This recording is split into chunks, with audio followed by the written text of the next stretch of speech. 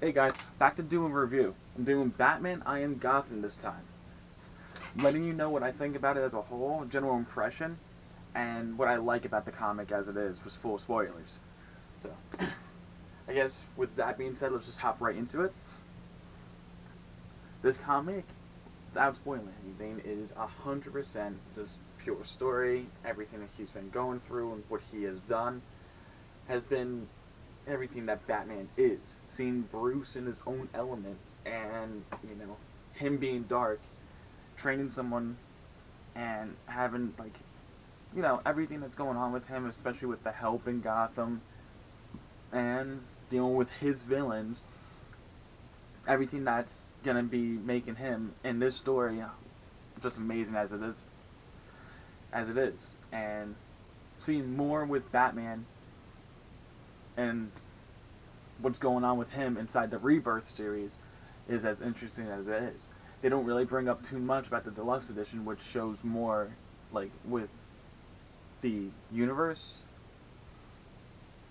We get more about that, I think, later on. I haven't read all the Batmans yet. Uh, but seeing what he actually has gone through inside this comic alone, like the trade, it was just really good. It was interesting to see more about Batman and not just about him, but other people with him, and seeing how he grows depending on who he's around, and everyone else kind of grows with the scenario. So, not really too much I can say without spoiling the comic. Besides that, it's really really good. But I guess we'll hop into spoilers and just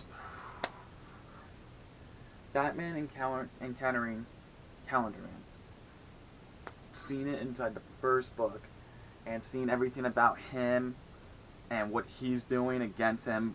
That Calendar Man actually got to like a different level of just bringing the whole seasons into play, making his plans unfold in like 4 days. Really good to see. Seeing more about his villain than what he has to encounter. And I think one of my favorite parts of the book is when he's actually like trying to save the airplane and everyone on it by pulling it upwards while he's on the back of the airplane. He knows he can't call anybody else for help at all. Like there's no one he can call because they're all doing their own thing. And he's talking to Alfred about it. He even says to Alfred, "Do you think Mom and Dad would be proud?" And he says, "Yes, Master Bruce. They would be proud of you." And as he's going into the water, the plane starts to lift up. And he's just as confused, but two people pop up on the side flying, saying, "We're here to protect our home too." And he says, "I am Gotham, and this is Gotham Girl." And I was like, oh, okay. Completely different. I was thrown for a shock. I was like, all right. So we hop more into the story about them trying to protect their hometown too. And I was like, okay, so we're going to see more about these characters in this book. It's mainly about them. Keyword the book, I Am Gotham.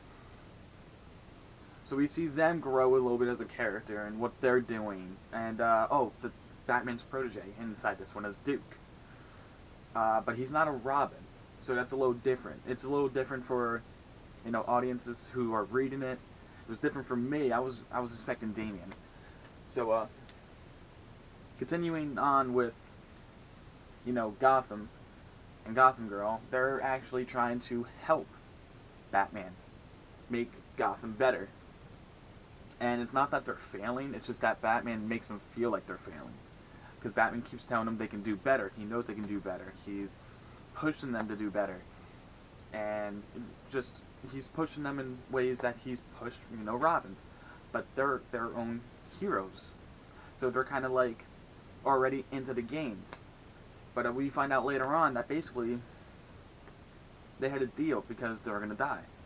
So they either could stay as humans, live for a long time, have a couple years as Superman leveled people, or a couple days as godlike people.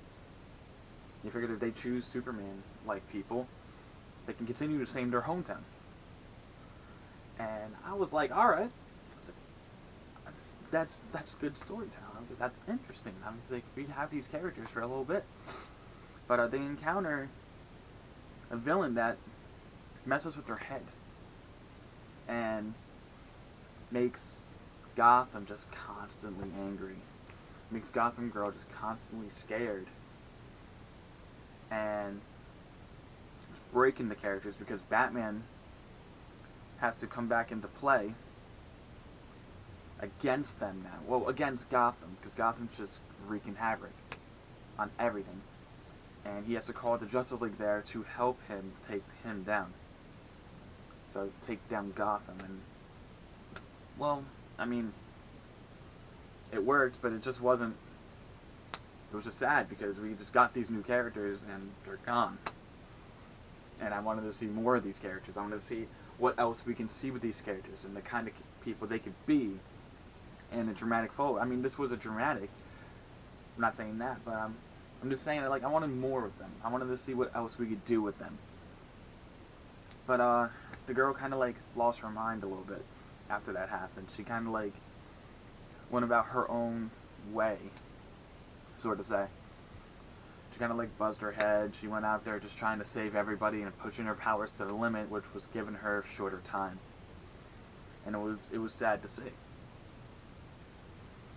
But I mean, they kept trying, and Batman kept pushing, and even during, like, this is pushing back a little bit, like during the middle of the book, they're trying to stop Solomon Grundy, and while chasing him, Batman hopped in the way to stop him, and Gotham was like, I got it. And he was like, no, you didn't. He was like, he was like, you would have got him in 4 seconds. In about 2.5 seconds, he was going to trample that civilian. And it just shows that Batman knows everything that's going on. And Gotham's like, I'm trying to help. He was like, I know you're trying to help. He was like, but don't just try. Just make yourself better, kind of deal. And Batman was kind of pushing on him. And Gotham was like, I got to try better. I got to try better. Which is the whole key thing to where he kind of got angry. He kind of just pushed himself out there. She just always got scared. And it was sad to see that because we lost one Gotham, and then Gotham Girl just went insane. Like, not insane, but she went, like, she couldn't stop herself from getting dramatically sad. And she just kind of pushed herself. I gotta be brave. I gotta be brave. And went out there, and she showed her lifespan. And at the end of the book, it was really upsetting to see. And I think the story itself was really good. Seeing Batman, Duke, Alfred, we've seen these 2 new characters, some recurring villains. I thought it was really, really good. And I really enjoyed the story. If I had to rate it out of 10, I'd probably rate it I want to say an 8.5. I think the story was really good. There's not many things. I don't think I really liked too much. I liked the entire book. I don't think there's too much I did not like. The only thing I did not like is probably we didn't get to see too much villains for too much time, which is just one little thing.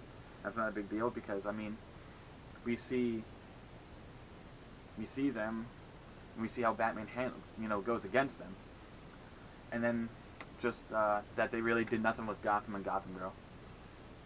But there's not too much else I can say about this phenomenal book. And if you haven't read it, I suggest that you should read it, and let me know what you think about it down below.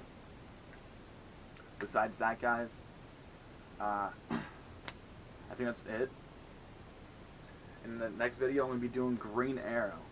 So if you're a Green Arrow fan, you want to check it out, definitely like and subscribe. And I'll see you guys next time during Green Arrow.